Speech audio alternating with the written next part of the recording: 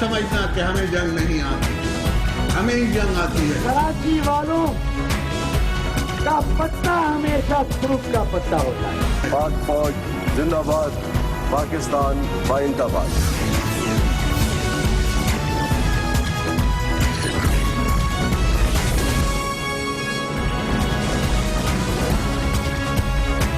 आप देख रहे हैं खबरों, तबसरों और तज्जियात पर मबनी पाकिस्तान का सबसे मोतबर न्यूज शो दुनिया, कामरान खान के साथ।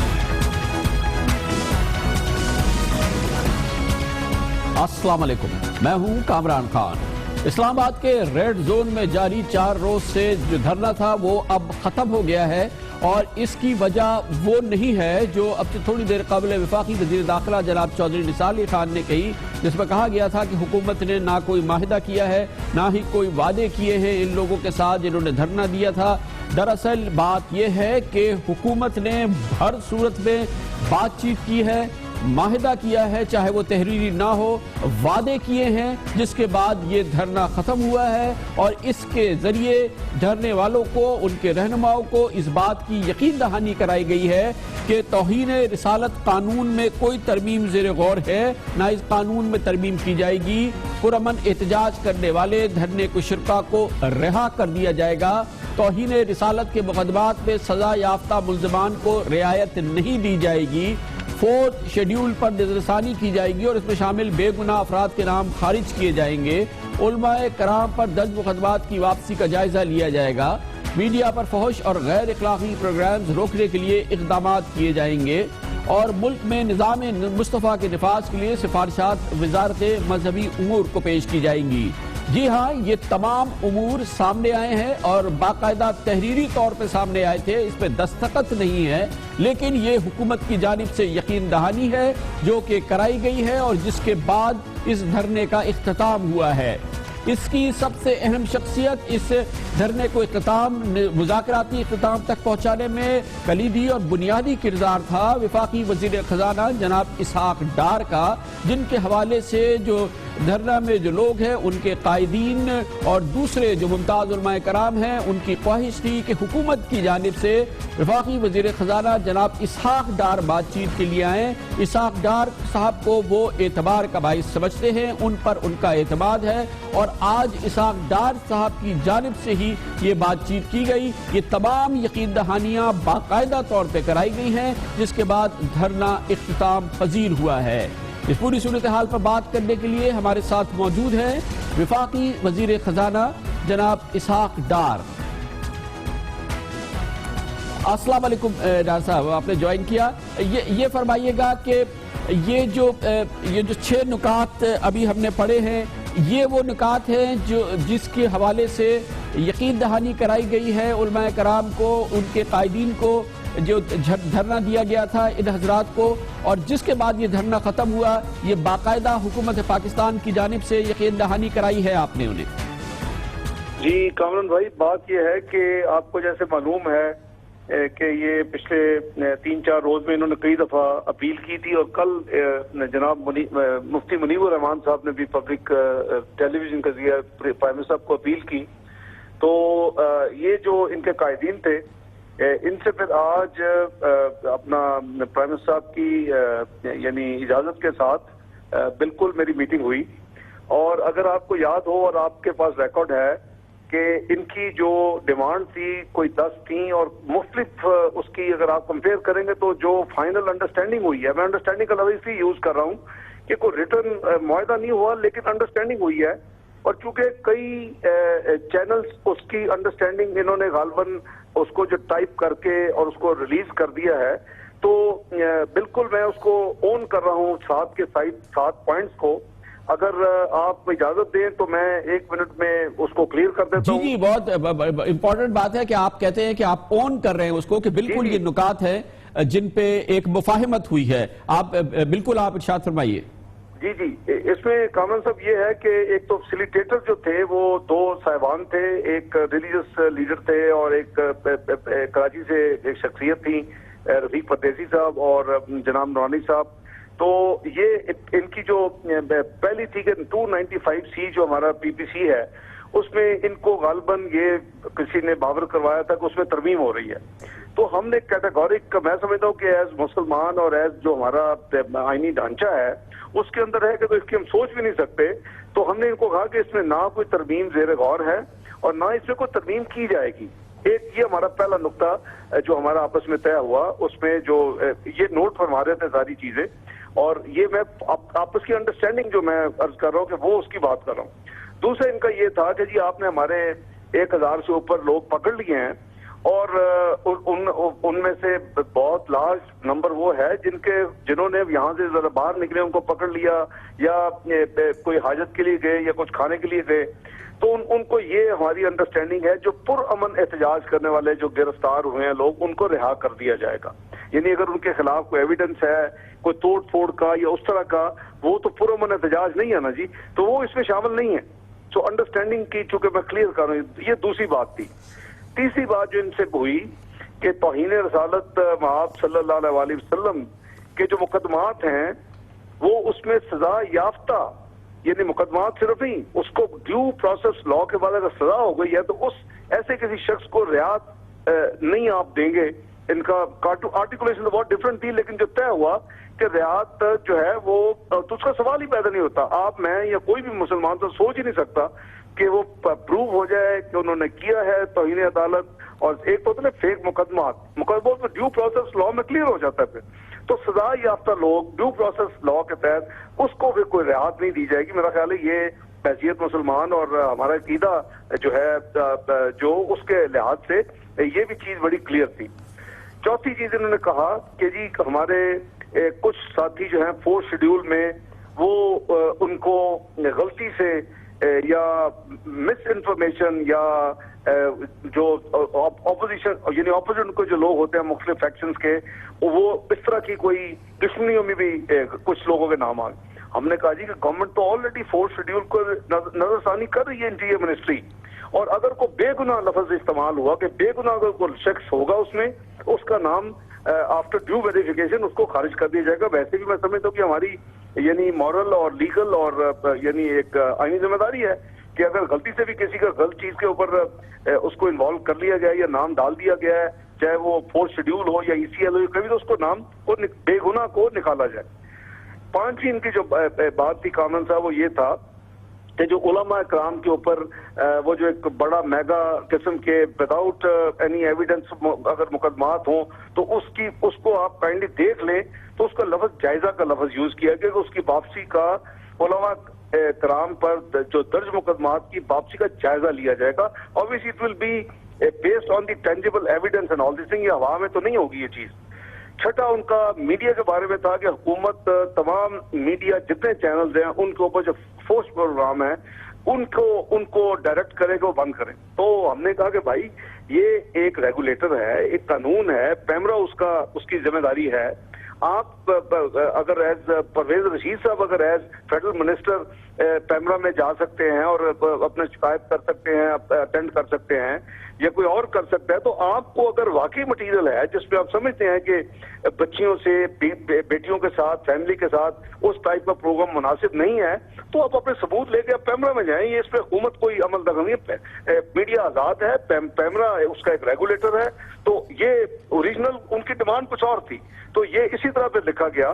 یعنی انہوں نے جو لکھا ہے میں اس کو تائید کرتا ہوں کہ جو ہماری انڈرسٹینڈنگ یہی تھی کہ میڈیا پر جو کوئی اس کے پروگرام اس طرح کے ہو اس کی روک تھام کے لیے جو علماء کرام ہے ثبوتوں کے ہمراہ پیمرا سے رجوع کرے جو کہ قانون کے مطابق کارروائی کرنے کا مجاز ادارہ ہے یعنی ریگولیٹر ہے. اور آخری بات یہ تھی کہ انہوں نے اس کو آپ کو یاد ہوگا 10 نمبر 1 پہ رکھا تھا کہ نظام مصطفیٰ کا نفاذ کا حکومت اعلان کرے. ہم نے کہا جی دیکھیں یہ آپ کی جو بھی سفارشات ہیں آپ ریلیجس منسٹری کو وہ پیش کریں اس ضمن میں کہ آپ کی کیا تھاٹس ہیں. آپ کی ہر بندہ کی اپنی ایک انٹرپریٹیشن ہے ہر چیز کی. ڈاکٹر صاحب اس طرح سے یہ 7 پوائنٹس مکمل ہو گئے، اور اس کا مطلب یہ ہے کہ جب آپ نے یہ 7 نکات پہ ان کے ساتھ مفاہمت کی، جس کے بعد یہ پرامن طریقے سے دھرنا ختم ہوا، اور جس میں کہ جو بھی اس میں یقین دہانیاں یا جو بھی وعدے حکومت کی جانب سے ہیں اس پر ان کو یقین آیا، اور جس کے بعد انہوں نے یہ دھرنا ختم کیا ہے. اس لیے یہ کہنا کہ یہ کوئی مفاہمت نہیں ہے، کوئی بات چیت نہیں ہے، کسی قسم کا کوئی اس میں مفاہمت والی کوئی چیز نہیں ہے، اس کے بغیر یہ دھرنا ختم ہو گیا، تو یہ بات تو درست نہیں ہے. نہیں، یہ میرا خیال ہے کہ شاید کوئی الفاظ میں کچھ چڑاؤ میں کوئی ہو سکتا ہے، میں نے نہیں سنا کہ کس نے یہ کہا، لیکن یہ بات ایک کلیئر ہے کہ انڈرسٹینڈنگ ہے. اور ایون زبان جو الفاظ ہوتے ہیں وہ چونکہ ہر بندہ نوٹ کر رہا تھا، اور ان کی جو اوریجنل یا ان کے جو آرٹیکولیشن جو ان کی ڈیمانڈ تھیں وہ اس میں زمین آسمان کا فرق ہے. آپ کو بات پچھلی ان کی جو تحریری ڈیمانڈ جو میڈیا کے پاس ہیں وہ کمپیئر کریں گے تو یہ جو چیزیں ساتھ بالکل دیکھیں، بحیثیت مسلمان بھی، بحیثیت ایک ظاہر ہے کہ آنریبل کوئی بھی انسان یہ نہیں کر سکتا کہ اگر بات ہماری ہوئی ہے تو ہم اس کو اون نہ کریں. بالکل میں اس کو اون کرتا ہوں، اور میں نے بالکل اپنے جو ہے سوچ اور اپنی میموری کے حساب سے آپ کو 7 چیزیں جو طے ہوئی ہیں. نہیں ڈاکٹر صاحب، ظاہر ہے کہ یہ بالکل صحیح آپ فرما رہے ہیں. زبان دی ہے حکومت کی، آپ نے صرف شخصی زبان تو نہیں دی، آپ حکومت کے ایک انتہائی اہم رکن ہے. وزیر اعظم نے آپ کو بھیجا تھا بات چیت کے لیے، اس کے بعد آپ نے یہ زبان دی ہے. یہ جو ان کے لوگ رہا ہونے ہیں، جو کہ معصوم لوگ ہیں، جو کچھ ہے، اس حوالے سے یہ عمل کب شروع ہوگا؟ کیونکہ کراچی میں دھرنا ختم نہیں ہوا ہے، وہ کہتے ہیں کہ جب یہ لوگ رہا ہونے شروع ہوں گے اس کے بعد یہ دھرنا ختم ہوگا. تو اس کے لیے کیا اقدامات اٹھائے جا رہے ہیں؟ میں عرض کرتا ہوں کامل صاحب، آپ نے چونکہ الفاظ استعمال کیے، کلیئرٹی آج آپ نے فرمایا کہ وزیر اعظم نے آپ کو بھیجا ہے. بات یہ ہے کہ انہوں نے پبلکلی ڈیمانڈ 3-4 دفعہ کی تھی کہ ڈار صاحب سے ہم بات کریں. جی آپ نے فرمایا کہ وزیر اعظم کی اجازت سے آپ گئے تھے. میں بالکل اجازت سے، یہ میں تھوڑی سی کلیریفیکیشن کرنا چاہتا ہوں. میں نے کہا جی کہ اگر ہم بجائے دیکھیں، حکومت کے پاس یہ بالکل چوائس تھی کہ یہاں لا انفورسنگ ایجنسیز کے تقریباً 6,500 سے 7,000 لوگ موجود تھے. اس میں فوج بھی تھی، رینجرز بھی تھے، اور پولیس بھی تھی، سب لوگ تھے، ایف سی بھی تھی. تو اب 1,200-1,300 لوگوں کو ہینڈل کیا جا سکتا تھا.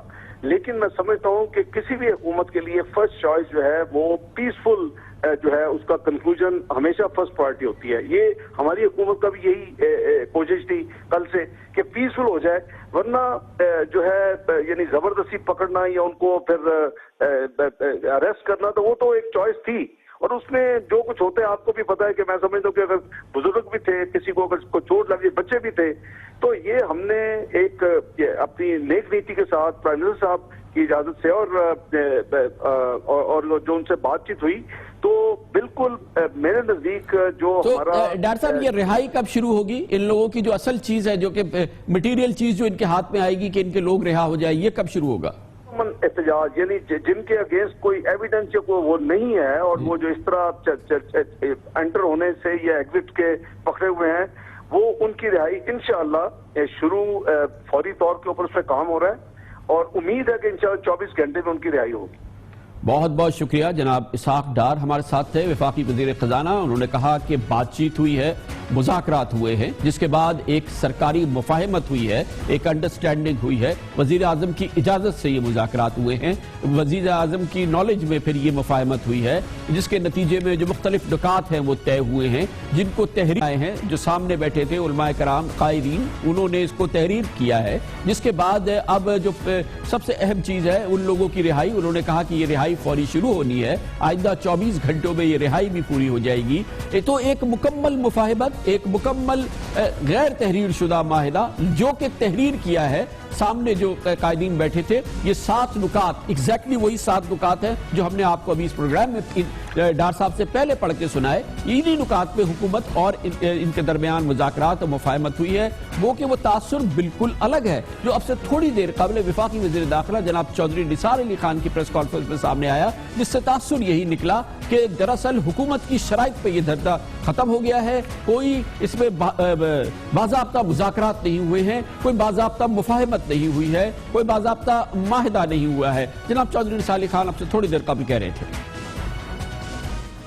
نہ کوئی ریٹن اگریمنٹ ہے، نہ حکومت کی طرف سے کسی کو اختیار تھا، اور نہ اس قسم کی کسی قسم کی بھی کوئی رائٹنگ یا کوئی معاہدہ ہوا ہے۔ اس میں ایک جملہ ہے، حکومت کی طرف سے کسی کو اختیار نہیں تھا۔ یہ وفاقی وزیر خزانہ جناب اسحاق ڈار نے کہا ہے کہ وہ وزیر اعظم کی اجازت سے اور حکومت کی جانب سے یہ بات انہوں نے کی ہے، وہ یقین دہانی کرا کر آئے ہیں ان تمام نکات کے حوالے سے۔ رہائی وہ کرائیں گے، انہوں نے اب سے تھوڑی دیر قبل کہا ہے کہ 24 گھنٹے میں یہ رہائی کا عمل مکمل ہوگا، یہ کام پورا شروع ہو رہا ہے۔ یقینی طور پہ یہ دو مختلف سچویشن ہے۔ چودھری نثار علی خان صاحب نے جو سچویشن پیش کی ہے وہ سچویشن نہیں ہے جس کی وجہ سے دھرنے کا اختتام ہوا ہے۔ اس کو فردر ایکسپلین کیا تھا جناب چودھری نثار علی خان نے۔ کل آپ کو کہا تھا کہ کوئی حکومتی نمائندہ، حکومتی مطلب کوئی وزیر یا حکومت کا نمائندہ وہاں نہیں جائے گا، تو نہیں گیا۔ انتظامی مشینری ضرور گئی۔ جہاں تک ملاقات کا تعلق ہے، وہ خود آئے اور انہوں نے ملاقات کی۔ ان مخصوص لوگوں نے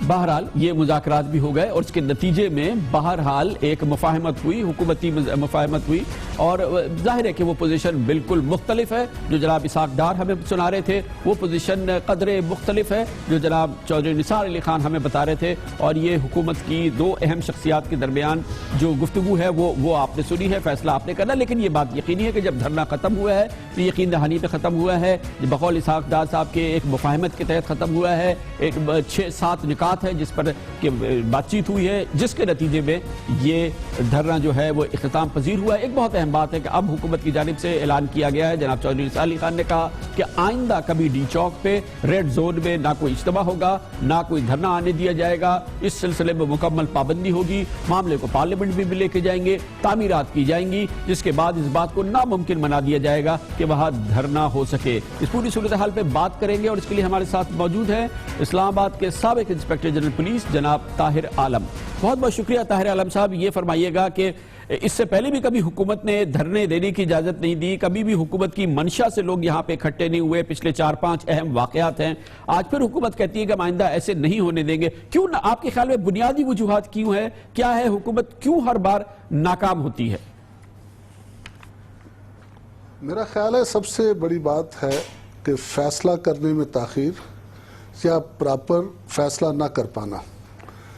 روکنے تو ہر حکومت چاہتی ہے، ہر وقت یہ حکم ملتا ہے کہ نہیں آنے دینا، لیکن کیا نہ آنے دینے کے لیے طاقت استعمال کر سکتے ہیں؟ یہ وہ سوال ہے جس کا جواب پولیس کو فوری طور پر نہیں مل پاتا۔ اور جو یہ سچویشن بنی 27 مارچ کی، اس میں بھی کچھ ایسی ہی صورتحال ہوئی کہ آخری وقت تک بہت تاخیر کے ساتھ یہ حکم ملا کہ اسے روکا جائے، اور اس وقت تک وہ مجمع جو ہے مکمل فیض آباد، جو کہ راولپنڈی سے اسلام آباد میں انٹری کا اہم پوائنٹ ہے، وہاں پہنچ چکا تھا، اور ہزاروں کے مجمع کو اس وقت روکنے کے لیے جو پلاننگ کی ضرورت تھی وہ نہیں کی جا سکی۔ تو طاہر عالم صاحب، آپ یہ فرما رہے ہیں کہ یہ اجتماع، یہ غیر قانونی دھرنا، یہ تمام چیزیں ہوتی ہیں فیصلہ سازی کے فقدان کی بنا پر، تعمیرات کی بنیاد پر نہیں، کسی ریسٹرکشن کی بنیاد پہ نہیں، رکاوٹ کی بنیاد پہ نہیں، پولیس کی، سیکیورٹی فورسز کی طاقت کی بنیاد پہ نہیں۔ تو جو درستگی کرنی ہے وہ فیصلے کے لیول پہ کرنی ہے، یہ رکاوٹوں سے کام نہیں بنے گا۔ جی، اصل میں ہم ایک اصطلاح ہے مجمع خلاف قانون، جسے ان لافل اسمبلی کہتے ہیں۔ جو ہمارا مجموعہ ضابطہ فوجداری ہے، اس کے سیکشن 127 سے لے کے 131 میں اس کو ڈسپرس کرنے کا، اور اس طرح پولیس رولز میں مفصل طریقہ ہے جو کہ ڈسٹرکٹ مجسٹریٹ یا عام مجسٹریٹ بھی ڈسپرس کر سکتا ہے ایسے مجمع کو۔ لیکن یہ اختیار بدقسمتی سے اب ضلعی افسروں کے پاس نہیں رہا، اور یہ اختیار جن لوگوں کے پاس اب ہے، وہ لوگ اس طریقے سے فیصلہ نہیں کر پاتے، اور بدقسمتی سے افسوس کے ساتھ کہوں گا کہ جب آپ اس آئی جی سے ٹیلی فون پر تھرو نہیں ہوں گے، جب آپ چیف کمشنر آپ سے ٹیلی فون پر گفتگو نہیں کر پائے گا، میسج دے گا سٹاف افسر کے ذریعے سے اور اسی سے میسج لے گا، میں اور آپ بات کر رہے ہیں، آپ کے کچھ دلائل ہو سکتے ہیں، میرے دلائل ہو سکتے ہیں، مل کے ایک اسٹریٹجی طے کر سکتے ہیں اگر ہم دو بدو بے شک ٹیلی فون پر ہی گفتگو کیوں نہ کر رہے ہوں۔ تو ایسی صورتحال میں اس طرح کے واقعات جو ہیں ہو سکتے ہیں۔ ڈیفینیٹلی اس میں पुलिस की तरफ से भी मैं पुलिस को भी मुकम्मल तौर पर मुबर्रा करार नहीं देता, पुलिस की आला क़यादत को वहाँ पर खुद मौजूद होना चाहिए था। ये वो प्रोग्राम था जिसका पहले से इल्म था और पहले से इसकी मुकम्मल तैयारी होनी चाहिए थी और हमारे जहन में होना चाहिए था कि ये इस्लामाबाद का रुख करेगा तो हम इसे कैसे रोकेंगे। हमने सोचा ये पिंडी वाले रोकेंगे, पिंडी वालों को कह दिया। अब पिंडी वाले भी जाहिर है, बहुत शुक्रिया जनाब ताहिर आलम हमारे साथ बहुत अहम बात कर रहे थे। उन्होंने कहा कि ये धरने, ये मजमे, ये जुलूस फैसले की वजह से नहीं रुकते क्योंकि फैसला साजी नहीं होती और जिस शख्स को से फैसला करना है आईजी भी उससे बराह रास्त बात नहीं कर सकता, चीफ कमिश्नर भी उससे बराह रास्त बात नहीं कर सकता, तवील फासला होता है, बातचीत नहीं हो सकती, पैगाम स्टाफ ऑफिसर के जरिए जाता है, स्टाफ ऑफिसर फिर पैगाम वापस पहुंचाता है, बराह रास्त बातचीत नहीं होती। वो जिस शख्सियत का वो जिक्र कर रहे हैं हमारे ख्याल में वो वजीर दाखिला साहब की बात कर रहे हैं क्योंकि इस्लामाबाद में जब ये अमन आमा की सूरत हाल पैदा होती है तो इसमें जो आखिरी फैसला साजी है उसका इख्तियार वजीर दाखिला के पास होता है। और जनाब ताहिर आलम जो खुद साबिक इंस्पेक्टर जनरल पुलिस है इस्लामाबाद के, वो कहते हैं कि मसला ये है कि चीफ कमिश्नर बराह रास्त बात नहीं कर सकता और आईजी बराह रास्त बात नहीं कर सकता और तवील अरसा गुजर जाता है राब्ते होने में। कमर्शियल ब्रेक और उसके बाद जिक्र करेंगे क्रिकेट का, जहां पर अब ऐसा लगता है कि घमसान की जंग छिड़ गई है क्रिकेट बोर्ड के अंदर, हुक्काम के दरमियान, खिलाड़ियों के दरमियान। इस वक्त फ्री फॉर ऑल है पाकिस्तान क्रिकेट के पूरे निजाम के अंदर। इसके बारे में आपको बताते हैं कमर्शियल ब्रेक के बाद।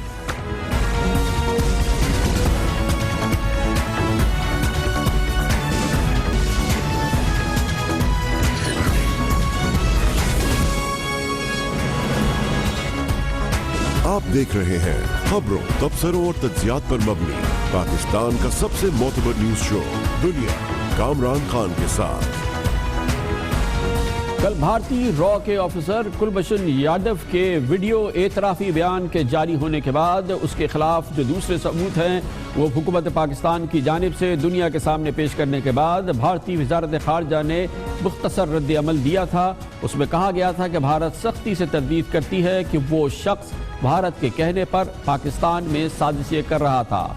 उसे ईरान में कानूनी कारोबार करने के बावजूद हिरासा किया जा रहा था और इम्कान है कि ईरान से अगवा करके पाकिस्तान लाया गया हो।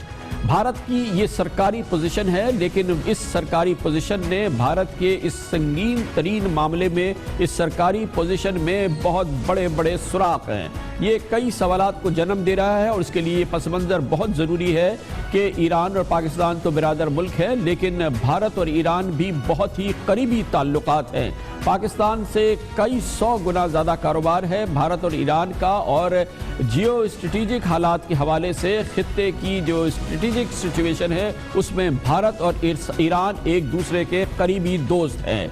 इसलिए भारत का ये कहना कि ईरान से उसके शहरी को अगवा किया गया है ये बहुत अहम बात है और इससे भारत के इस मौक़िफ़ के हवाले से कई अहम सवालात जन्म लेते हैं। पहला बहुत अहम सवाल ये है कि अगर ऐसा हुआ है, भारत को इसका यकीन या इसका गुमान है, तो क्या भारत ने ईरान में अपने शहरी की अगवा की बाकायदा कोई रिपोर्ट दर्ज कराई है? क्या ईरान में मौजूद भारतीय सिफारत खाने ने इस सिलसिले में गुमशुदगी की कोई रिपोर्ट, कोई बाकायदा लीगल डॉक्यूमेंट जो कि जैसे कि पाकिस्तान में FIR होती है, कोई दर्ज कराई है? ये भी बहुत अहम सवाल है कि चाबहार और बलूचिस्तान के दरमियान 378 किलोमीटर का फासला है। ये कैसे मुमकिन हुआ कि एक भारतीय शहरी को पाकिस्तानियों ने चाबहार से अगवा करके 378 किलोमीटर दूर पाकिस्तान की सरहद पे पहुंचा दिया हो? इस दौरान ना ईरान की किसी भी सिक्योरिटी सर्विस ने या एजेंसी ने इस मामले का नोटिस नहीं लिया हो। ये भी बहुत अहम बात है कि ये पूरा वाकया यानी कि 3 मार्च को खुद कुलभूषण यादव ने कहा कि वो पाकिस्तान में गिरफ्तार हुआ था। 3 मार्च से लेके पिछले हफ्ते तक जब तक ये बात सामने आई, कम से कम 17-18 दिन के वक्फे के बावजूद भारत ने इस गुमशुदगी का कोई नोटिस क्यों नहीं जारी किया या ईरान ने इसका क्यों नोटिस क्यों नहीं लिया? ये भी बहुत अहम बात है कि क्या भारत, अगर वो कहता है कि शायद अगवा हो गया हो कुलभूषण यादव, और यानी कि वो जबकि उस वक्त वो हुसैन मुबारक पटेल हो चुका था, उसके अगवा का कोई गवाह या ऐनी शाहिद या किसी किस्म की कोई एविडेंस उसके पास है या नहीं? کیا بھارت نے ایرانی حکومت کو کوئی باقاعدہ شکایت یا سفارتی احتجاج درج کرایا ہے اس حوالے سے؟ مگر ایسا نہیں ہوا ہے۔ اس کے علاوہ ایک اور بہت اہم بات ہے کہ ایران بھی اگر اس معاملے میں ظاہر ہے کہ کیونکہ اس کی سرزمین کلبھوشن یادو کے بقول وہ چابہار سے وہ آپریٹ کر رہا تھا، پاکستان کے خلاف وہ کام کر رہا تھا، لیکن بہرحال وہاں پہ اس کا اسٹیٹس ایک کاروباری شخص کے حوالے سے تھا۔ اسے ایران نے ایک کاروباری ویزا دیا ہوا تھا جس کی وجہ سے وہ مستقل رہائش اختیار کرتا تھا، اس کے پاس رہائشی سرٹیفکیٹ تھا ایران میں رہنے کا۔ یہ بھی امپورٹنٹ بات ہے کہ 2 ہفتے تک ایران اپنے ملک میں بھارتی سرمایہ کار کی اچانک خاموشگی پر خاموش رہا، اور آج بھی کیوں خاموش ہے؟ ایران کو بہرحال اس معاملے کی ایک اپنی پوزیشن ہوگی کہ یہ شخص جو کہ ایران میں رہائش پذیر تھا پاکستان میں گرفتار ہوا ہے۔ کیا ایران اس بات کو مانتا ہے جو بھارت کہتا ہے کہ اسے اغوا کر دیا گیا، یا پاکستان کی پوزیشن کو مانتا ہے کہ یہ شخص دراصل جاسوسی کرتا تھا اور جاسوسی مشن میں پاکستان کے بلوچستان میں آیا اور یہاں پر گرفتار ہو گیا؟ یہ بھی جاننا ضروری ہے کہ کیا ایران نے بھارت سے احتجاج کیا کہ اس کے نیول آفیسر نے جعلی دستاویزات پر، یعنی کہ کلبھوشن یادو نے حسین مبارک پٹیل بن کر اس کی سرزمین یعنی چابہار کو جاسوسی کے لیے استعمال کیا جیسا کہ ہوا ہے؟ یہ بھی دیکھنا ہے کہ ایران اس سلسلے میں بھارت کے ساتھ کوئی بات، کوئی روابط، اس قسم کی کوئی چیز پبلکلی سامنے نہیں آئی ہے۔ یہ بھی ماننا ضروری ہے اور یہ جاننا ضروری ہے کہ کاروباری ویزا دینے سے قبل کیا ایران کی حکومت نے اس بھارتی شہری کو، جو کہ دراصل بھارتی نیوی کا آفیسر ہے، جو بھارت کی نیول انٹیلیجنس میں کام کرتا تھا، اس کے بارے میں کوئی چھان بین کی یا نہیں؟ یا کوئی بھی شخص ایران میں کاروباری ویزا لے کے وہاں پر مستقل رہائش اختیار کر سکتا ہے؟ یہ تو وہ سوال ہیں جن کا جواب ایک طرف بھارت کی حکومت نے دینا ہے اور دوسری طرف ایران کی حکومت نے دینا ہے، مگر وہ سوال جو کہ ابھی تک جن کے جواب نہیں ملے وہ آج بھی بہت اہم ہے۔ بھارت کا میڈیا اس کا ذکر نہیں کر رہا، اس کا دفتر خارجہ بھی، کہ کلبھوشن یادو کے گھر والے کسی سے رابطہ کرنے کے بجائے اچانک لاپتہ کیوں ہو گئے ہیں؟ کلبھوشن مبارک پٹیل کیسے بن گیا ہے؟ اور اگر اس نے اسلام بھی قبول کیا تو اس نے برہمن کلبھوشن یادو نے آخر پٹیل نسل اختیار کرنا کیوں ضروری سمجھی؟ بھارتی نیول کمانڈر کلبھوشن کا جعلی نام سے اصل پاسپورٹ کیسے بن گیا؟ حسین مبارک پٹیل کا یہ سرکاری پاسپورٹ، سرکاری مصدقہ پاسپورٹ کیسے بن گیا؟ ریٹائرمنٹ کے فوراً بعد اس نے کروڑوں روپے کا کاروبار آخر کیسے شروع کر دیا؟ ان سوالوں کے جواب بھارت کا میڈیا نہیں پوچھ رہا ہے، لیکن کچھ دوسرے سوالات ضرور پوچھ رہا ہے۔ بہت اہم بات جو اس وقت ہے وہ ہے بھارت اور ایران کے تعلقات کے حوالے سے، جو انتہائی اہم ہے۔ بھارت خلیج فارس پہ کنٹرول مضبوط کرنے کے لیے ایران کی بندرگاہ چابہار کا انتظام سنبھالنا چاہتا ہے، اس میں کوئی دوسری بات نہیں ہے۔ اس لیے چابہار اس کی بہت زیادہ اہمیت ہے، اور اس کے لیے وہ اربوں ڈالر چابہار کی بندرگاہ پر خرچ کر رہا ہے، جس کا اعتراف ایرانی وزیر خارجہ جناب جواد ظریف نے پچھلے سال 15 اگست کو، یعنی کہ بھارت کی یوم آزادی کے موقع پر ایک خصوصی پیغام میں بھارتیوں کو دیتے ہوئے چابہار کی اہمیت کے حوالے سے جواد ظریف نے کہا تھا۔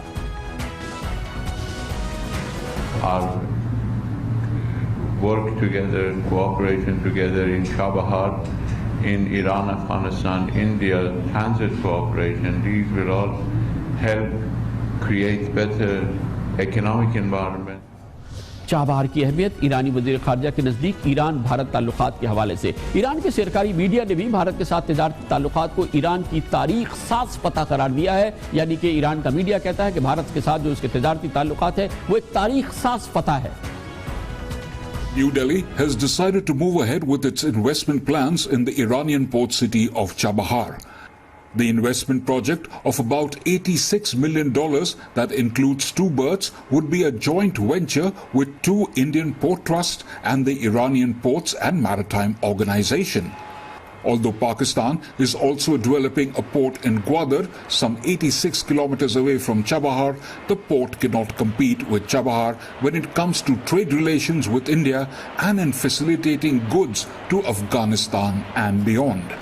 آپ نے غور سے سنا، ایرانی میڈیا ہے وہ کہتا ہے کہ چابہار پہ بھارت زبردست سرمایہ کاری کر رہا ہے، چابہار ایک زبردست بندرگاہ بنے گا۔ یہ بھی ہم آپ کو بتائیں، ایرانی میڈیا کہتا ہے کہ 86 کلومیٹر دور پاکستان گوادر بھی بنا رہا ہے، گوادر بھی اسی نوعیت کی ایک بڑی بندرگاہ بن رہی ہے، لیکن چابہار کا مقابلہ گوادر نہیں کر پائے گا۔ یعنی کہ چابہار کی اہمیت اور گوادر کی اہمیت، اس پورے نیکسس کو آپ سمجھنے کی کوشش کریں، یہ ایرانی میڈیا نے اب سے تھوڑی دن قبل کہا۔ در حقیقت اقتصادی راہداری سے پاکستان خطے میں جو تجارت، معیشت اور توانائی کا ایک پل بن رہا ہے، اس کے لیے بھارت کے سابق سیکرٹری خارجہ وویک کاجو نے گزشتہ سال 13 مئی کو ایک انٹرویو میں بھارتی سوچ کی عکاسی ان الفاظ میں کی تھی کہ یہ جو چائنا پاکستان اکنامک کوریڈور ہے یہ گیم چینجر ہے، بھارتی مفادات کے لیے نقصان دہ ہوگا، اس کے لیے بھارت کو بھی کھیل کھیلنا ہوگا۔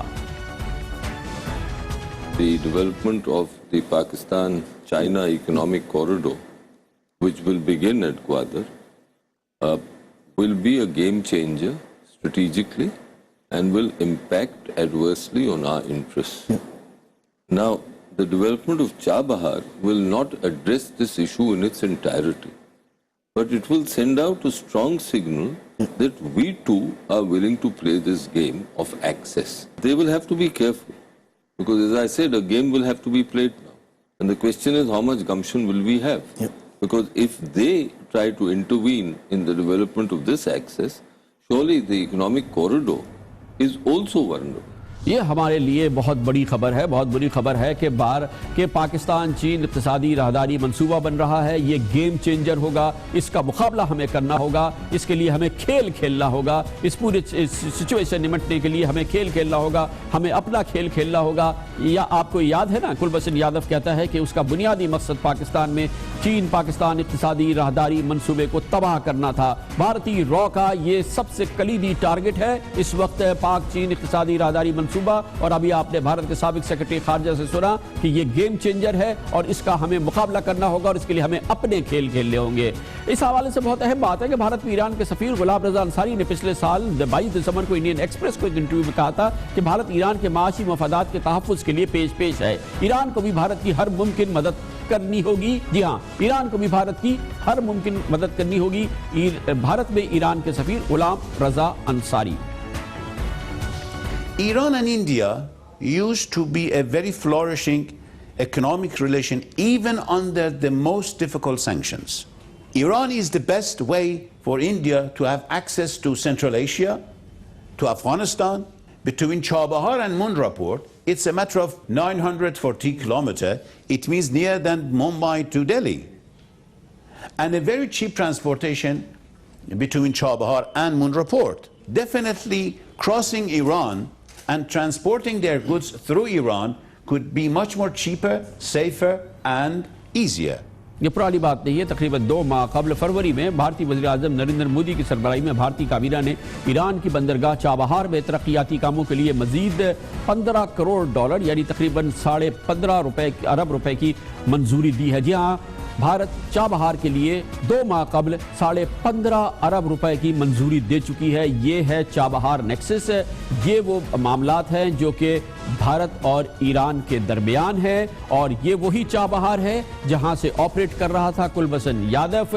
یہ وہی معاملہ ہے، چین پاکستان اقتصادی راہداری منصوبہ، گوادر پورٹ جو کہ ٹارگٹ ہے۔ اور اب یہ سوال کہ کیا ایران اور بھارت کے درمیان جو تعلقات ہیں، جو انتہائی قربت ہے، جو جیو اسٹریٹجک ملاپ ہے، کیا یہ صرف اس حد تک محدود ہے یا اس سے کہیں زیادہ آگے؟ بہرحال یہ ہم کچھ یقین سے نہیں کہہ سکتے۔ ایران ہمارا برادر ہمسایہ ملک ہے، ایک بڑا کلیدی ملک ہے، لیکن اگر پاکستان کی دشمن ایجنسی، پاکستان کی دشمن انٹیلیجنس ایجنسی، اور وہ پاکستان کے اندر دہشت گردی کے لیے اس کی سرزمین کو استعمال کرتی ہے، اس کے شہر کو استعمال کرتی ہے، تو پھر اس حوالے سے سوال ضرور پوچھے جائیں گے۔ لیکن اس کی مجموعی صورتحال دیکھتے ہیں اور اس کے پرسپیکٹو کا جائزہ لیتے ہیں، اور اس کے لیے ہمیں جوائن کیا ہے پاکستان کے نامور سابق سینئر سفارتکار، پاکستان کے سابق سیکرٹری خارجہ جناب سلمان بشیر نے۔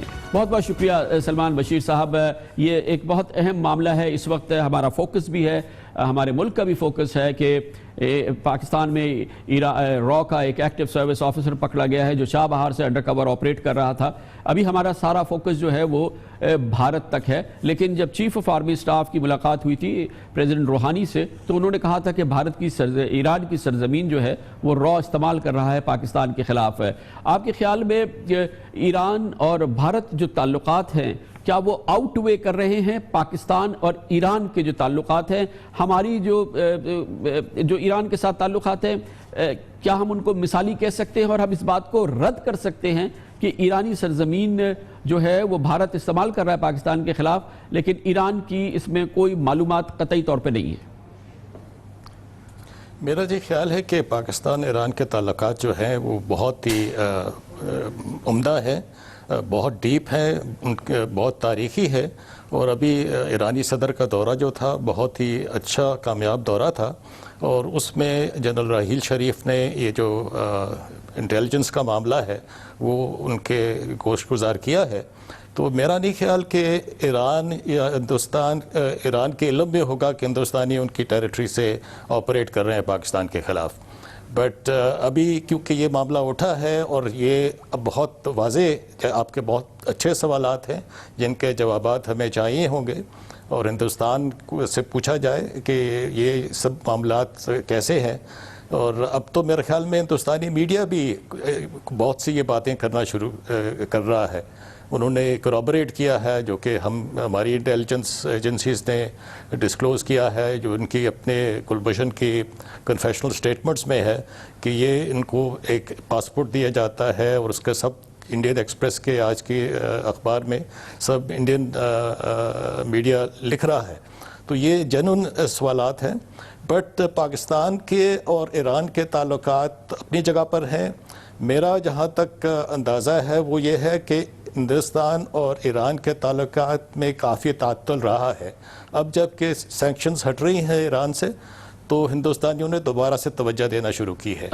مگر ایک چیز بالکل کلیئر ہے، سوری میں انٹرپٹ کر رہا ہوں، کہ اس میں ایک بڑا امپورٹنٹ ایلیمنٹ ہے چابہار کا. یہ جو آفیسر ہے یہ چابہار سے آپریٹ کر رہا تھا. چابہار کی جو جس طرح سے پورٹ ڈیولپمنٹ ہو رہی ہے، انڈیا کی میسیو انویسٹمنٹ اس میں جا رہی ہے، اس کی اسٹریٹجک امپورٹنس کے حوالے سے انڈیا کی جتنے یہ تھنک ٹینکس ہیں وہ اس کو بہت زیادہ امپورٹنس دے رہے ہیں سی پیک کی وجہ سے، گوادر پورٹ کی وجہ سے.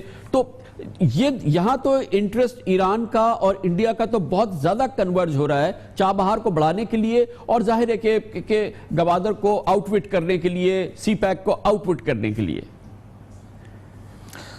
کامران صاحب آپ صحیح کہہ رہے ہیں. یہاں پہ ایک جیو پولیٹیکل شفٹ نظر آتا ہے اس پورے خطے میں، خاص کر مڈل ایسٹ کے ضمن میں دیکھا جائے تو وہاں پہ بھی آپ دیکھیں گے کہ امریکہ نے ایک اوپننگ کی ہے ایران کی طرف. اسی طرح سے اس کی وجہ سے ہو سکتا ہے کہ ہندوستان کا بھی ٹلٹ اور ہو، بیکاز اس میں تو بہت کلیئرٹی ہے کہ ہندوستان ایک لحاظ سے امریکہ کا پٹھو بن کے کام کرنے کی کوشش کر رہا ہے اس خطے میں. مگر جہاں تک چابہار کا تعلق ہے اس میں ہمیں تو تضاد نظر نہیں آتا گوادر اور چابہار میں، مگر یہ کلبھوشن کا وہاں پہ موجودگی اور ان کے باقی جو اس وقت آپریٹرز ہیں جو ان کے متعلق آج بھی خبریں آ رہی ہیں کہ چابہار میں ہے انڈین انٹیلیجنس کے، اس سے یہ نظر آتا ہے کہ چابہار بھی افغانستان میں جیسے ہندوستان نے نے کونسولیٹس استعمال کی، اس طریقے سے چابہار کو بھی استعمال کیا جا رہا ہے. تو it is a bigger Indian project then just being a simple port. اچھا سلمان صاحب، یہ پہلی بار نہیں ہے، اس سے پہلے بھی ہم ایران سے کہہ چکے ہیں کہ بندر عباس میں جو اس کا کونسولیٹ ہے یا جو زاہدان میں اس کا جو کونسولیٹ ہے، یہ را کا ایک میجر اسٹیشن بن گیا ہے، اور یہ پاکستان کے اگینسٹ، پاکستان کے سرزمین پہ جو ایکٹیویٹیز ہوتی ہے اس کا یہ ایک میجر بیس بنا ہے. یہ ہماری ایک کمیونیکیشن ہماری ایران سے جاری ہے نا کئی سالوں سے، اور یہ کوئی نئی بات نہیں ہے. یہ تو نئی بات اس میں یہ ہے کہ ریڈ ہینڈڈ ایک را کا آفیسر پکڑا گیا ہے جو چابہار سے انڈر کور آپریٹ کر رہا تھا، لیکن زاہدان اور بندر عباس میں جو را کی ایکٹیویٹی ہے اینٹی پاکستان، یہ تو ایران کی نالج میں ہمارے تھرو ہے نا. جی یہ میرا خیال میں آپ جو باتیں کر رہے ہیں یہ ہماری حکومت ایران، مجھے جب میں فارن سیکرٹری تھا مجھے اس بات کا علم ہے کہ اس وقت بھی رحمان ملک صاحب کے کافی دورے ایران میں ہوتے تھے، اور وہاں پہ کافی گفتگو رہتی تھی گراؤنڈ سچویشن کے متعلق اور سیکیورٹی اور انٹیلیجنس کے متعلق جو جتنے بھی ایشوز تھے ان کے ساتھ ہمارے ایک کمیونیکیشن کا لیول رہا ہے ماضی میں، ابھی بھی ہے اور مستقبل میں بھی رہے گا. مگر بات جو دیکھنے کی وہ یہ ہے جی کہ اس پہ فوکس ہمیں ہندوستان پہ رکھنے کی ضرورت ہے. ابھی اس اریسٹ کے بعد، اور اس میں بہت داد دیتا ہوں ISI کو اور پاکستانی ملٹری انٹیلیجنس کو کہ انہوں نے ایک اسموکنگ گن فائنلی پروڈیوس کی ہے. ہم تو کتنے عرصے سے کہہ رہے ہیں. 2009 میں کامران خان صاحب شرم الشیخ میں فارن سیکرٹری تھا، اور ادھر سے اپنا شنکر مینن صاحب تھے فارن سیکرٹری ہندوستان کے. تو جب ملاقات ہوئی ہمارے وزیر اعظم کی اور منموہن سنگھ کی، تو اس میں یہ سب باتیں سامنے لائی گئی اور اس کو ریفلیکٹ کیا گیا تھا جوائنٹ اسٹیٹمنٹ میں، جس کو بعد میں ہندوستان نے ڈسون کیا، اور اس میں بڑا کلیئرلی یہ کہا تھا کہ جو ہمیں تھریٹ، ہمارے پاس انفارمیشن ہے جو تھریٹس کی بلوچستان اور ادر ایریاز، یہ لفظ وہاں پہ تھے، بڑی کلیئرٹی کے ساتھ ہم نے یہ کہا تھا اور ہندوستان کے وزیر اعظم نے مانا تھا۔ ابھی اجیت دوال صاحب کا بھی ویڈیو فلم آپ کے سامنے ہے، ان کے سپیچز آپ کے سامنے ہیں، جہاں پہ وہ صاف صاف کہتے ہیں کہ وہ بلوچستان کو علیحدگی کے لیے سلام کام کر رہے ہیں۔ یہ تو ایک اسٹیبلشڈ فیکٹ ہے کہ انڈیا آپریٹ کر رہا ہے، ایران را جو ہے وہ ہمیں ڈی اسٹیبلائز کر رہی ہے، یہاں پہ ٹیررزم پھیلا رہی ہے، جو ٹیررسٹ گروپ ہے ان کی میجر اسپانسر ہے وہ۔ لیکن ایک اور اہم بات ہے جو ایران سے ہماری ایکسپیکٹیشن ہے، جب آپ فارن سیکرٹری تھے اس زمانے میں ہم نے ایک بہت بڑا فیور کیا تھا ایران کو، جو ان کا جند اللہ کا لیڈر تھا وہ پاکستان میں پکڑا گیا تھا، یہاں پہ موجود تھا اور ہم نے اس کو ایران ٹرانسفر کیا تھا، اور اس کے بعد یہ شاید ایران کے لیے ریسنٹ ہسٹری کا سب سے بڑا کیچ تھا، اس کا سب سے بڑا جو اسٹیٹ اینیمی تھا وہ پاکستان نے اس کے حوالے کیا تھا، جس کے بعد انہوں نے اس کو پھانسی چڑھایا تھا۔ اس کو ریسیپروکیٹ کیسے کیا ایران نے؟ کیونکہ پھر ہمارے لیے بڑی تکلیف کی بات ہوتی ہے کہ ہم نے تو اس حد تک اپنی دوستی کو نبھایا ہے، لیکن اس کے باوجود اگر اس کی سوائل ہمارے خلاف استعمال ہوتی ہے اور ہماری جو most hostile enemy intelligence agency ہے وہ یوز کرتی ہے، اس میں ہمیں کوئی ریسیپروکیٹ نہیں کیا ایران نے، کوئی ہمارے ان کے ساتھ وعدے یا کوئی آئرن کلیڈ کوئی انڈرسٹینڈنگ نہیں ہوئی تھی۔ نہیں، میرے خیال میں یہ پری جج کرنے کی ضرورت نہیں ہے، یہ پہلی دفعہ ہم نے اس مسئلے کو ہم نے بڑا کلیئرٹی کے ساتھ اٹھایا ہے، اور مجھے امید ہے کہ ایرانین حکومت اس پہ ریسپروکیٹ کرے گی۔ میرے خیال میں اس وقت ضروری یہ ہے کہ ہم کہہ رہے ہیں کہ گلبشن ایک سپائی ہے، میرے خیال میں وہ سپائی نہیں ہے، وہ ایک اسٹیٹ سپانسرڈ تخریب کار ہے جس نے ایڈمٹ کیا ہے۔ آئی تھنک یہ جو ہے کہ ہم اس کو صرف جاسوس کہہ کے ایک طرف کر دیں تو یہ انٹرنیشنل کمیونٹی کے سامنے یہ کہنا کہ وہ سپائی تھا، تو سپائی تو ہوتے ہیں مگر وہ ایکٹیولی اسٹیٹ سپانسرڈ ٹیررزم کر رہا تھا پاکستان میں، تخریب کاری کر رہا تھا۔ جی، تو یہ اس کو میرے خیال میں ہمارے میڈیا کو بھی چاہیے کہ اس ایسپیکٹ کو اجاگر کرے کہ یہ ایک تخریب کار ہے، یہ اسٹیٹ سپانسرڈ ٹیررسٹ تھا جس کو بھیجا گیا، جو کہ ہندوستانی نیوی سے تھا اور رو نے اس کو اڈاپٹ کیا۔ تو میرا خیال ہے کہ اس کے اوپر فوکس جو ہے ہندوستان پہ رکھنے کی ضرورت ہے، یہ ایک اسموکنگ گن ہے، ایک ایڈیشنل پروف ہے، مگر سوال یہ ہے کہ اس کے بعد آگے ہم آگے کیسے بڑھیں گے۔ بہت شکریہ جناب سلمان بشیر، پاکستان کے سابق سیکرٹری خارجہ، پاکستان کے انتہائی سینئر سفارتکار، سابق سفارتکار ہمارے ساتھ تھے۔ را ٹیررسٹ ہے یہ، را اسپائی خالی نہیں ہے، یہ را ٹیررسٹ ہے، یہ را اسپانسرڈ ٹیررزم ہے جو پاکستان میں کراتا رہا ہے، اور یہ پاکستان میں جو دہشت گردی ہوتی ہے وہ را کراتی ہے۔ اور گلبشن یادو جس کا نام اس نے بدل کے اپنا حسین مبارک پٹیل کیا، دراصل یہ را ٹیررسٹ ہے، لیکن ایران کی سرزمین سے آپریٹ کرتا تھا، چابہار سے آپریٹ کرتا تھا۔ چابہار میں بھارت سرمایہ کاری کر رہا ہے، گوادر سے کمپیٹ کر رہا ہے، چابہار کی اہمیت کو ایران بھی سپورٹ کر رہا ہے، اور ایران پھر بھارت کے ساتھ دوستی کے بھرم بھی کر رہا ہے۔ وہ بہت اچھی بات ہے، دونوں ملک آپس میں جو کچھ کرے، لیکن پاکستان نے ایران کے ساتھ جو کیا، جند اللہ کا سب سے بڑا اہم کردار، جو ان کی ریاست کا سب سے بڑا دشمن تھا، ہم نے پکڑا، ایران کے حوالے کیا، انہوں نے اس کو پھانسی چڑھایا۔ اس حوالے سے، برادرانہ تعلقات کے حوالے سے، ہمسائے کے حوالے سے، ایک مذہب ہونے کے حوالے سے ایران سے پاکستانیوں کی بڑی زبردست توقعات ہے کہ ایران اپنی سرزمین کو کسی صورت میں بھی پاکستان کے خلاف کسی بھی دہشت گرد سرگرمیوں کے حوالے سے کسی دوسری ریاست کو، اس کے مسلمہ پاکستان کے دشمنوں کو پاکستان کے خلاف استعمال نہیں ہونے دے گا۔ گلبشن یادو کے حوالے سے بھی جو چابہار سے آپریٹ کرتا تھا، سوالات بہرحال پاکستانیوں کے ذہن میں موجود ہیں، سرکاری طور پہ وہ پوچھے جائے یا نہ پوچھے جائے۔ خبر سے بریک اور اس کے بعد ذکر کریں گے پاکستان ایک بھرپور اور دنیا کی مانی ہوئی جوہری قوت ہے، بھارت کا بھی یہ دعویٰ ہے، لیکن جتنا جوہری پروگرام پاکستان کا محفوظ ہے، مکمل طور پہ سیکیور ہے، اس پر پوری دنیا اس کو سٹیمپ کرتی ہے، وہ کہتی ہے کہ اس کا کوئی مقابلہ نہیں ہے۔ پوری دنیا یہ بھی کہتی ہے کہ بھارت کے پروگرام کی سیکیورٹی کا پاکستان سے مقابلہ نہیں ہے۔ ابھی ہم آپ کو بتائیں گے کہ دراصل وہاں پہ چوریاں بھی ہو رہی ہیں، انتہائی کمزور سیکیورٹی سچویشن ہے، بھارت کے جوہری اثاثے انتہائی کمزور ہاتھوں میں ہیں اور خطے کی سیکیورٹی کے لیے بہت بڑا خطرہ ہے۔ کیسے دکھائیں گے آپ کو خبر سے بریک کے بعد۔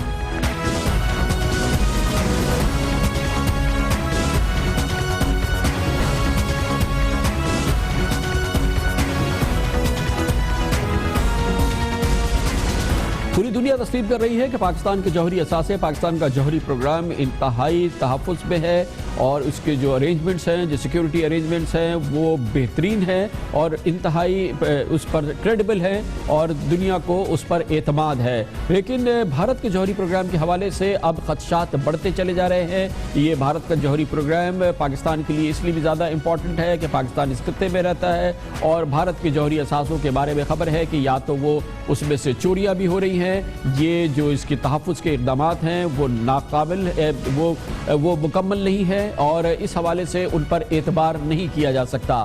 کل سے امریکہ کے دارالحکومت واشنگٹن میں شروع ہو رہی ہے 2034 نیوکلیئر سیکیورٹی سمٹ. اس میں 56 ممالک کے سربراہان اور اعلیٰ حکام نیوکلیئر سلامتی کے حوالے سے اہم اعلانات اور تجاویز پیش کریں گے اور یہ بہت اہم کانفرنس ہے نیوکلیئر سیکیورٹی کے حوالے سے. امریکی تنظیم نیوکلیئر تھریٹ انیشیٹو نے اپنی تازہ رپورٹ میں کہا تھا کہ بھارت کے جوہری سلامتی پاکستان کے نیوکلیئر تحفظ کے اقدامات کے مقابلے میں انتہائی کمزور ہے. NTI انڈیکس کے مطابق جوہری سلامتی کے اقدامات کے حوالے سے بھارت 25 ملکوں کی فہرست میں 23ویں نمبر پر ہے. گویا کہ صرف دو ملک ایسے ہیں جن کی بہتر ہے، ورنہ بھارت اس وقت انتہائی نچلی سطح پر ہے. پچھلے ہفتے 24 مارچ کو امریکی ادارے ہارورڈ کینیڈی انسٹیٹیوٹ نے نیوکلیئر تنصیبات کی سیکیورٹی کے حوالے سے اپنی رپورٹ میں انکشاف کیا تھا. بھارتی نیوکلیئر تنصیبات کی سیکیورٹی پاکستان کی نسبت انتہائی ناقص ہے. پاکستان کے جوہری تنصیبات کے اختیار کردہ اقدامات جو ہیں وہ محفوظ ہیں اور جدید ہیں. بھارت میں نیوکلیئر ہتھیاروں کو داخلی نوعیت کے سنگین خطرات کا سامنا ہے. اس میں چوریاں بھی ہیں اور دوسرے بہت ہی اہم پرابلمز ہیں جو بھارت کے جوہری پروگرام کو اس وقت درپیش ہے، وہ ہم آپ کو ابھی دکھاتے ہیں. نوی ممبئی کے پنویل علاقے سے کرائم برانچ نے 5 کلو یورینیم کے ساتھ 3 لوگوں کو گرفتار کیا ہے. Kudankulam nuclear reactors in Tamil Nadu have been at the center of an intense controversy. He was missed from the scenario and after a couple of days, his dead body was recovered from the Kali River. Former defense scientist Dr. K. Santhanam's assertion last week that the 1998 hydrogen test was a dud. Lab fire in BARC that killed another scholar, Partha Bag, also. Umang's family is now demanding an inquiry into the matter. India's claim to nuclear weapon status is hollow. 2011 میں بھارتی police نے 6 افراد کے قبضے سے 1 kilo gram تیار uranium برآمد کیا تھا اور انہوں نے پلوٹونیم تک رسائی کا اعتراف بھی کیا تھا. اکتوبر 2010 میں ایک اور خطرناک کیس سامنے آیا تھا جب پولیس نے بنگال سے 1 کلو یورینیم برآمد کیا اور ملزم کے رابطے بتایا گیا کہ افغانستان سے تھے. فروری 2008 میں بھارتی بارڈر فورس نے نیپال کی سرحد سے 4 کلو گرام یورینیم پکڑا تھا. اپریل 2007 میں اتر پردیش کے بابرا ایٹمی پلانٹ نیوکلیئر پلانٹ سے یورینیم کے 6 بار چوری کیے گئے تھے. یورینیم کی چوری کا یہ ایک اور واقعہ ہے جو کہ پچھلے چند سالوں کے دوران ہوا ہے. 3 واقعات تو پچھلے چند سالوں کے دوران یہ واقعات ہوئے ہیں. اس سے پہلے اکتوبر 2006 میں ریاست اڑیسہ سے 8 افراد گرفتار ہوئے تھے اور ان کے قبضے سے 1 کلو گرام یورینیم برآمد کیا گیا تھا. اس سے پہلے 2 سال قبل یعنی کہ 2004 میں بنگلور کے انتہائی حساس ریسرچ سینٹر سے راکٹ انجینئرنگ میں استعمال ہونے والے 29 ٹائٹینیم الوائے رنگز چوری کر لیے گئے تھے. ابھی تک نہیں پتا کہ یہ کہاں گئے ہیں اور اس کی منزل کیا تھی. اس کے علاوہ ممبئی پولیس نے مئی 2000 میں ایٹمی پلانٹ سے چوری کیا گیا 8 کلو گرام یورینیم برآمد کیا تھا. یورینیم نہیں ہو گیا، یہ کوئی بینکوں سے چوری ہوئی رقم ہے یا کوئی ایک عام چوری کا واقعہ ہے. یورینیم چوری ہو رہا ہے بھارت میں اور یہ 8 کلو گرام یورینیم جو تھا وہ برآمد کیا گیا تھا. بھارتی جوہری اثاثوں کی سلامتی اور تحفظ پر شکوک و شبہات کا اظہار کرتے ہوئے بھارتی اخبار ہندوستان ٹائمز 8 اکتوبر کو گزشتہ سال وہ لکھتا تھا کہ سرکاری ایجنسی PTI کی ایک رپورٹ میں کہا گیا کہ بھارتی محکمہ جوہر توانائی کے اعداد و شمار کو حوالہ بنا کر کہ 2009 سے 2013 کے درمیان بھارت کے 11 نیوکلیئر سائنسدان پراسرار طور پر حقیقی موت کا شکار ہوئے، غیر حقیقی موت کا شکار ہوئے، جن کی موت کی وجوہات قتل، خودکشی، ٹریفک حادثات اور سمندر میں ڈوبنا سامنے آیا اور یہ بھارت کے بہت اہم نیوکلیئر سائنسدانوں کے ساتھ ہوا ہے. لیتے ہیں کمرشل بریک اور اس کے بعد ذکر ہوگا سندھ میں زمینوں کا گڑبڑ گھوٹالہ. کھربوں روپے کی زمین کے حوالے سے جو الاٹمنٹ ہوئے اس کے بعد وہ کمیٹی جو کہ اس کو ریگولرائز کرنے کے لیے بنائی گئی، یعنی کہ کالے دھن کو، کالے زمینوں کے کاروبار کو سفید کرنے کے لیے، اس میں بھی بے پناہ کرپشن سامنے آئی ہے. اب نیا پہ خط لکھتی ہے حکومت سندھ کو کہ سب سے پہلے اس کمیٹی کو ہی ختم کیا جائے. اس بارے میں بات کرتے ہیں چھوٹے سے کمرشل بریک کے بعد.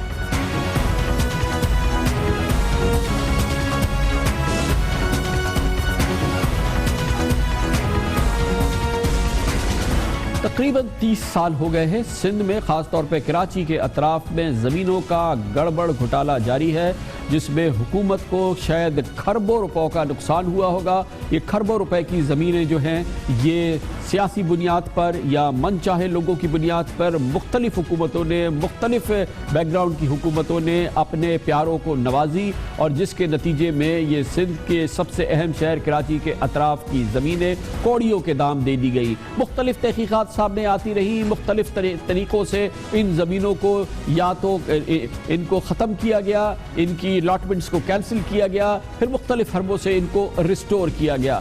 یہ کام جاری ہے پچھلے 30 سال سے، جس کی وجہ سے یہ پورا نظام جو ہے خاص طور پہ سندھ میں زمینوں کا، کراچی کے اطراف کی زمینوں کا 90% یہ زمینیں جس کی ہم بات کر رہے ہیں، اس کا تعلق 90-95% یہ کراچی کے اطراف کی زمینیں ہیں، اور ان کی لوٹ مار کا سلسلہ جو ہے وہ 30 سال پہلے شروع ہوا تھا، اور اس دوران یہ سلسلہ جاری رہا ہے۔ اور یہ اس سلسلے کے حوالے سے گو ابھی سپریم کورٹ آف پاکستان کچھ اقدامات کر رہا ہے، لیکن یہ پورا ماحول اتنا گندا ہے کہ اس کو ہر صورت میں اوور ہال کرنا ہوگا، اور اس کو کسی نہ کسی صورت سے، کسی انداز سے ایک نئی ابتدا اس میں دینی ہوگی۔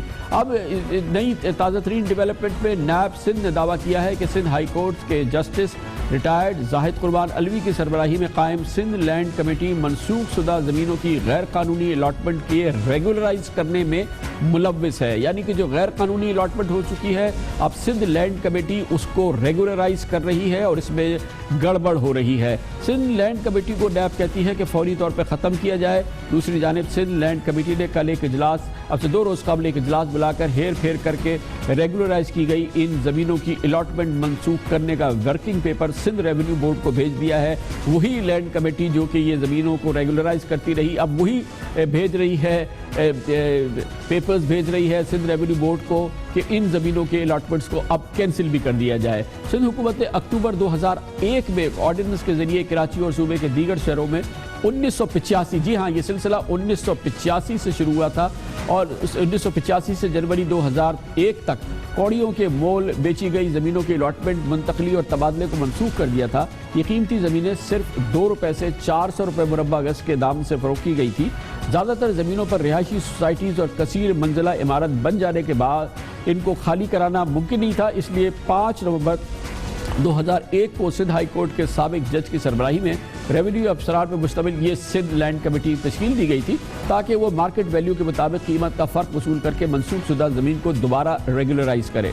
لیکن یہ لینڈ کمیٹی جس کا کام پہلے ہی تقریباً مفت میں بانٹی گئی زمینوں کی مارکیٹ ویلیو کے اعتبار سے کم قیمت وصول کرنا تھا، اس نے الٹا کرپشن کا بازار گرم کر دیا۔ نیب سندھ کے ایڈیشنل ڈائریکٹر محمد عامر بٹ نے وزیر اعلیٰ ہاؤس کو خط لکھا ہے کہ سندھ لینڈ کمیٹی کو اب فوری طور پر ختم کیا جائے، نیب کو اطلاع دی جائے۔ نیب کے اسی کیس میں چیف سیکرٹری سندھ محمد صدیق میمن نے گرفتاری سے بچنے کے لیے عدالت سے ضمانت قبل گرفتاری لی ہوئی ہے۔ سندھ لینڈ کمیٹی پر اختیارات سے تجاوز کر کے کراچی کے پوش علاقے ڈیفنس میں تقریباً 20 ارب روپے کی 226 ایکڑ زمین غیر قانونی طور پہ ریگولرائز کرنے کا بھی الزام ہے۔ یہ پوری صورتحال، اور اس پہ بات کریں گے سندھ کے زمینوں کے معاملات کے اندر، خاص طور پہ سندھ لینڈ کمیٹی کا جو رول ہے، اس کے لیے ہمیں جوائن کیا ہے ہمارے اسپیشل کورسپونڈنٹ اختیار کھوکر نے۔ بہت بہت شکریہ اختیار کھوکر صاحب۔ ظاہر ہے کہ یہ ایک لمبا معاملہ ہے، 30 سالوں سے زمینوں کی بندرباڑ جو ہے وہ جاری رہی ہے، اور اب ظاہر ہے کہ کھربوں روپے کی زمین جو ہے وہ کوڑیوں کے دام جا چکی ہے۔ یہ بتائیے گا کہ سندھ لینڈ کمیٹی کا اس میں کیا رول رہا ہے، اور کس طرح سے وہ اس بندرباٹ کا حصہ بن گئی کہ اب نیب کہتی ہے کہ اسی کو ختم کر دیا جائے؟ کامران صاحب، یہ سندھ لینڈ کمیٹی جو بنائی گئی ہے Sindh urban land cancellation ordinance آیا تھا 2002 میں، اس کے تحت یہ کمیٹی بنی ہے۔ اس کمیٹی کی ذمہ داری یہ تھی کہ 1985 سے 2000 تک اتنی زمینیں سابقہ دور حکومت میں سستے داموں میں دی گئی تھی، کوئی 30,000 ایکڑ زمین ہے وہ جو سستے داموں کراچی کی دی گئی تھی، جس کی 66 ارب روپے قیمت تھی، لیکن 2 سے 5% قیمت پہ وہ ان دنوں کے جو حکمران تھے انہوں نے دے دی۔ تو کمیٹی کی ذمہ داری تھی کہ اس آرڈیننس کے تحت جو زمینیں جن کی الاٹمنٹ کینسل ہو چکی ہے ان کے اس وقت کا مارکیٹ ویلیو لے کر صرف ان زمینوں کو ریگولائز کرے، ان کے الاٹمنٹ کو دوبارہ بحال کرے۔ لیکن ہوا یہ ہے کہ اس لینڈ کمیٹی نے ان زمینوں کے ساتھ ساتھ جو دوسرا کام کیا کہ جو زمینیں پہلے ہی الاٹمنٹ جن کی ان آرڈیننس کے نفاذ سے پہلے کینسل ہو چکی تھی، یا جن کے الاٹیز نے نہ گورنمنٹ کو آکوپنسی پرائز دی تھی، نہ ان کی بنیادی قیمت دی تھی، نہ زمین کا کھاتہ اپنے نام کرایا تھا، نہ ہی زمین ان کے نام پہ الاٹ ہوئی تھی. یعنی کہ وہ آرڈیننس کے نفاذ سے پہلے وہ زمین کی ایگزسٹنس نہیں تھی الاٹمنٹ کی. انہوں نے ان زمینوں کو بھی ریگولائز کرنا شروع کر دیا. یہ کوئی تقریباً 600 ایکڑ زمین ہے جو 32 افراد ہیں جن کے نام پر انہوں نے لینڈ کمیٹی نے ریگولائز کیا، جس کی الاٹمنٹ کا کوئی وجود ہی نہیں تھا. ان زمین کو جعلی کاغذات بنائے گئے اور جعلی کاغذات کے بنیاد پر ان کی زمینوں کی الاٹمنٹ ریگولائز کر دی گئی. اور اس کے علاوہ یہ جو 226 ایکڑ زمین جس کا ذکر ہے وہ ایسی زمین ہے جس کا وہ جو اس وقت کی جو تھی جو محمد میاں سومرہ کے دور میں جب لیکن یہ تو ان ٹکڑوں کے علاوہ یہ پورا جو ریگولرائزیشن کا معاملہ ہے یہ تو اس پورے میں جو ہے یہ اب بقول نیب کے کہ اس پہ سوالات اٹھ رہے ہیں، اس پہ کرپشن کے الزامات ہیں. جی ہاں، اس میں یہ ہوا ہے کہ بہت سارے کیسز جب یہ لینڈ کمیٹی کو یہ کہا گیا کہ آپ پرانے کیسز کو بحال کریں تو پھر ریونیو افسران نے کئی زمینوں کے کاغذات جعلی بنائے، جعلی الاٹمنٹ آرڈر بنائے پرانے دور میں، جس میں یہ محمد صدیق میمن صاحب جو چیف سیکرٹری سندھ جن ضمانت کرا رکھی ہے، وہ 6 ایکڑ زمین تھی، کوئی اس وقت یہ سیکرٹری لینڈ یوٹیلائزیشن ان کی سفارش اس میں شامل تھی. اس طرح کے کئی کیسز ہیں جو جعلی کاغذات پر زمینوں کی الاٹمنٹ ہوئی، پھر انہی زمینوں کو پرانے ریٹ میں 1992-96 کے زمانے کے جو ریٹ تھے ان میں ریگولائز کر دیا گیا. اور وہ اربوں روپے کی یہ زمینیں ہیں جو جن کی الاٹمنٹ ہی جعلی تھی اور ان کو ریگولائز کر کے ان کو نئے سرے سے لوگوں کو دیا گیا. تو یہ ایک بہت بڑا اسکینڈل تھا جس پہ نیب نے اس پر کوگنیجنس لی. اور اس میں اس کا ثابت یہ ہوگا کہ جس میں محمد صدیق میمن صاحب جس کیس میں مطلب جن میں کہا جاتا مطلب اس کے جو الاٹی ہیں اس نے خود جا کے نیب کو درخواست دی کہ جی واقعی انہوں نے کنفیس کیا کہ میری وہ الاٹمنٹ کے کاغذات نہیں تھے، وہ جعلی کاغذات تھے اور جعلی کاغذات کی بنیاد پر یہ میں نے 6 ایکڑ لی، یہ نیب مجھ سے واپس لے لے. اور اسی بنیاد پر نیب نے یہ ان کو کہا کہ یہ تو الاٹمنٹ ہی ساری یہ کمیٹی ہی جعلی ہے اور جعلی الاٹمنٹ کو ریگولائز کر رہی ہے. بہت بہت شکریہ. وہ کمیٹی بنائی گئی کہ ان زمینوں کو ریگولرائز کیا جائے جن کو کوڑی کے نام دیا گیا. پچھلے 30 سال سے جو سلسلہ جاری رہا ہے وہی کمیٹی جو ہے وہ دراصل اسی پورے معاملے میں مزید کرپشن کا باعث بن گئی. اب نیب نے فوری طور پہ حکومت سندھ سے کہا ہے کہ اس کمیٹی کو پہلے تو سب سے پہلے فارغ کر دیا جائے. لیتے ہیں کمرشل بریک اور اس کے بعد ذکر ہوگا. برطانیہ سے خبر آئی ہے، لندن کا ایک بہت بڑا اخبار کہتا ہے کہ ایم کیو ایم کے خلاف وہاں پر ایک نئی تحقیقات کا آغاز ہوا ہے. برطانوی پولیس تحقیقات کر رہی ہے، اس کے بارے میں آپ کو بتاتے ہیں کمرشل بریک کے بعد. کہ وہ بغیر صدارت کے بھی ملک کی رہنمائی